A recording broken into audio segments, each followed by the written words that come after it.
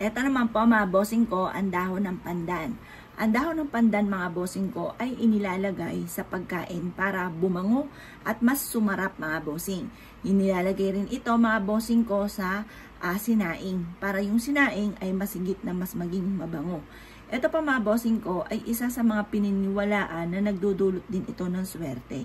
Kagaya nga po na kinuwento ko nga po sa inyo, ito kwento sa akin ng nanay ko. Meron siyang kaibigan mga bossing ko na talaga namang nagsimula talaga sa wala mga bossing. Talagang marami pagsubok na pinagdaanan.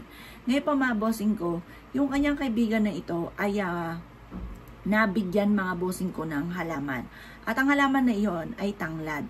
Ang ginawa niya, napakapayat ng tanglad. Itinanim niya ito sa paso na medyo malaki. Napalago po niya ang tanglad. Ngayon po mga bossing ko, walang kaabog-abog mga bossing ko. Siya po mga bossing ko ay nakapagbenta ng ikta-iktaryan lupa. Nag-ahente po siya ng lupa. Ngayon mga bossing ko, ubod ng yaman ang taong ito.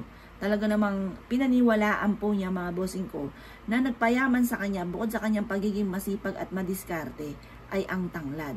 Ngayon po mga bossing ko, mainam na kayo po ay magtanim ng halaman na tanglad sa harapan ng inyong tahanan at kapag napalago nyo ito, pwede nyo ring magpasok po kayo ng tanglad sa may loob ng inyong tahanan or ng inyong negosyo. Ako pa mga bossing ko yung napakaraming tanglad. Sa panahon ngayon mga bossing ko, ubusan po ito, bihirang-bihira po kayo na makakita nito.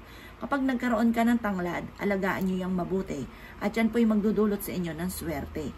Ang halimuliyak ng tanglad mga bossing ko ay nagtatawag ng swerte ng masaganang pamumuhay. Pwede rin na ihalo nyo po ito, kaso nga lang, syempre, kada kuha ninyo, maaaring makalbo yung inyo pong tanglad.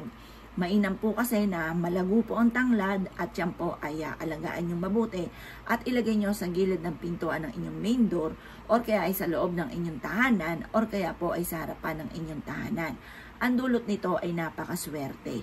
Ngayon pa mga bossing, kung isa ka sa mga naniwala at naisyo po itong gawin, huwag na po kayong magpatumpik-tumpik pa.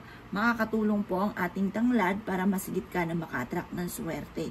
Pwede rin po mga bossing ko, natupiin nyo po ito mga bossing at ilagay nyo ito sa isang pouch na kulay pula or kulay berde or kulay dilaw at isiksik nyo po ito sa inyong pong bag or sa inyong pong pitaka or sa lagayan ng inyong kaperahan.